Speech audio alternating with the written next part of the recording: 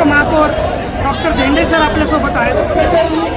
Sir, तुम्हाला काय वाटतं, म्हणजे कालचा जो नजारा होता, काल जे आपण जंतर मंतरवर पाहिलं, अमानुषपणे लाठीमार केला आहे, पोलीस जे होते त्यांच्या रस्त्यावर नंबर प्लेट होती, गाडीवाली पोलीस होते, केस वाढवलेले होते,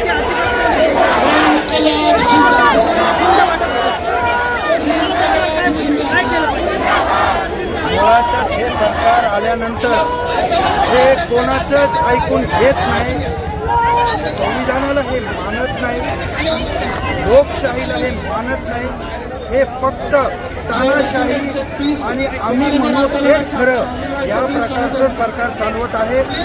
आज संपूर्ण भारतामध्ये करोडो विद्यार्थ्यांचा भविष्य टांगलेलं लावलेलं आहे. वेगवेगळे लीक पेपर होत आहेत.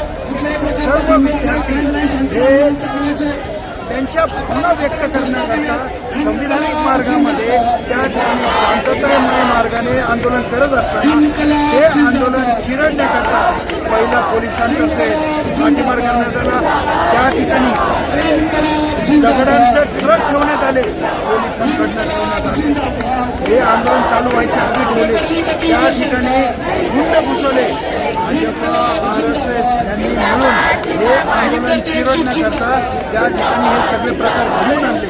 हे घडवत असताना मोदी असतील, अमित शहा असतील, धर्मेंद्र प्रधान असतील, यांना लोकशाही मान्य नाहीये, म्हणून त्यांना सर्व भांडवलशाहीच्या कक्षात टाकायचे, म्हणून हा प्रकार चाललेला आहे. त्यांना संविधान संपवायचे म्हणून हा प्रकार चालला आहे. आज संपूर्ण देशामध्ये विद्यार्थ्यांचा विद्रोह चालू आहे, पालकांचा विद्रोह चालू आहे, या ठिकाणी शेतकऱ्यांचा विद्रोह चालू आहे, शेतमजुरांचा विद्रोह चालू आहे, या ठिकाणी गरीब कष्टकरी अंग मेहनती वर्गाचा विरोध चालू आहे. हे सगळं चिरडून फक्त मनुवादीमध्ये वरिष्ठ 2%, 3% वर्ग राज्य करण्याकरता हे सगळं चालू आहे.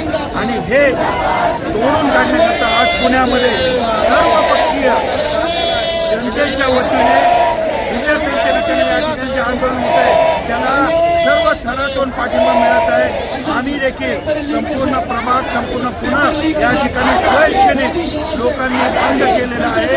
आणि त्या बंदमध्ये हे मोदींपर्यंत आवाज झाला पाहिजे की जनता पेटलेली आहे आणि तुमच्या जी सत्ता आहे ही सत्ता उधळून लावल्याशिवाय. आजचा जो युवा आहे आणि ही जी विद्यार्थीप आहे, ही विद्यार्थी मोदीच्या मार्फत चालू आहे, या विद्यार्थ्यांना दिशा देण्यासाठी तुम्ही काय संदेश द्या? या ठिकाणी सर्वांनी एक होणं आणि भाजपच्या विरोधामध्ये भूमिका ठेवणं, स्वतंत्रपणे ठेवणं, ओपनली ठेवणं आणि निर्भीडपणे ठेवणं ही काळाची गरज आहे.